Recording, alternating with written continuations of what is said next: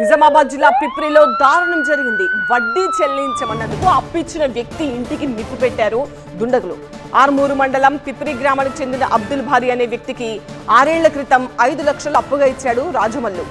6 ఏళ్ల నుంచి అడుగుతుండగా 6 నెలల క్రితం అసలు తిరిగి చెల్లించాడు అబ్దుల్ భారీ. 2 లక్షల వడ్డీ తిరిగి చెల్లించేందుకు బ్యాంక్ చెక్ ఇచ్చి 8 నెలల తర్వాత డ్రా చేసుకోమని అబ్దుల్ భారీ చెప్పాడు. ఇటీవల బ్యాంకుకు వెళ్లి తనకు భారీ ఇచ్చిన చెక్ ద్వారా 1,75,000 రూపాయలు డ్రా చేసుకున్నాడు రాజమల్లు.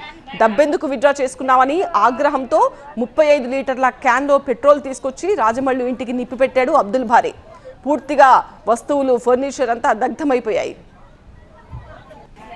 సార్ డబ్బులు ఇచ్చేడున్నాడు ఇంటికి పోయినా చాలా సార్లు పోయినా 100 సార్లు.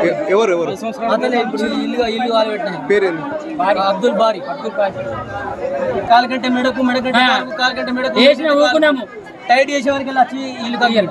మొత్తం ఫ్యామిలీ మొత్తం ఏం టైట్ చేయలేదు సార్. మళ్ళీ ఇప్పుడు సార్ నేను డబ్బులు ఇచ్చి 5 ఏళ్ళు 6 ఏళ్ళు సార్. డబ్బులు ఇచ్చి 5 లక్షలు ఇచ్చిన, ₹1 వడ్డీ లేదు, ఏం లేదు. దానికి మళ్ళీ దానికి మారుగా నాకు ఇల్లు అగ్గి పెట్టి 30 లీటర్ల క్యాన్ సార్. అది 30 లీటర్ల క్యాన్.